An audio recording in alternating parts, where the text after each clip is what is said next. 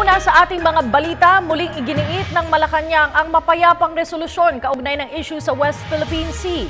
Ayon kay PCOO Secretary Sunny Coloma, kaisa ang Pilipinas sa pagsusulong ng Code of Conduct sa usapin ng South China Sea sa loob ng ASEAN.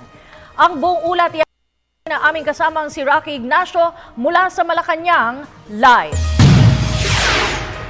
Maraming salamat, Kati. Nananatili nga ang posisyon ng Pilipinas na maresolba sa mapayapang paraan ang usapin sa West Philippine Sea. Kasunod dito, nanawagan naman ng Malacanang sa mga Pilipino na pag-aralan mabuti ang kahalagahan nito sa pambansang interes.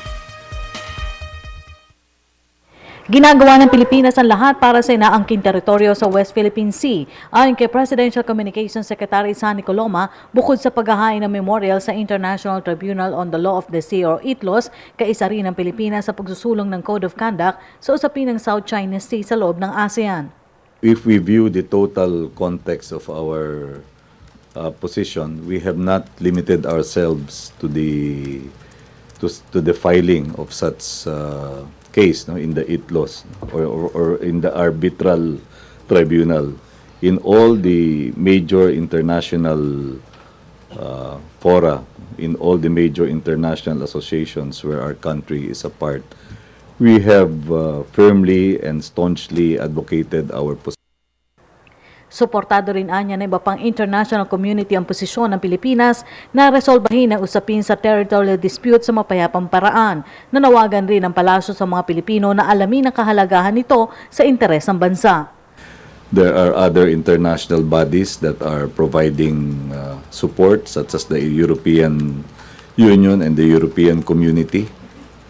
So we will continue to rely on expressions, manifestations, and demonstrations of international solidarity, while also rallying our people to be cognizant of the important national interest that is at stake.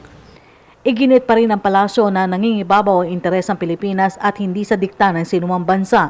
Sinabi ito ng kalihim kaugnay sa pagsusulong ng increased rotational presence sa pagitan ng Pilipinas at Estados Unidos. The West Philippine Sea does not represent the totality of our national interest or our national security concerns.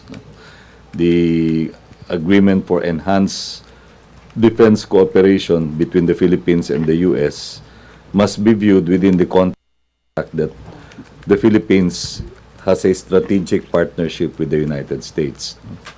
But that is to be viewed in the context of the totality of our defense and national security concerns, not just of a single concern such as the West Philippine Sea.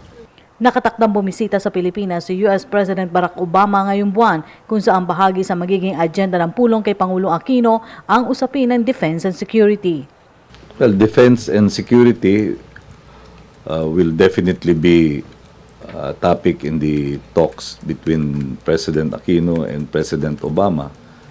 And when we talk of this topic, the most relevant issue that can be discussed would be the West Philippine Sea. So it's entirely within the realm of possibility. But I believe there are other issues that will be tackled since what is involved here is a strategic partnership between two countries.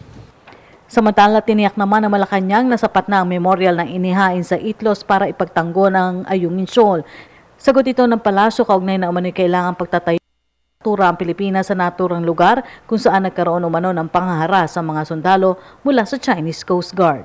Well, our claims on the territories in the West Philippine Sea are sufficiently amplified and justified in our filing of the memorial. At yan po ang ating pag-uulat mula dito sa Malacanang sa tulong ng RTVM. Ako po si Rocky Ignacio para sa Telebisyon ng Bayan.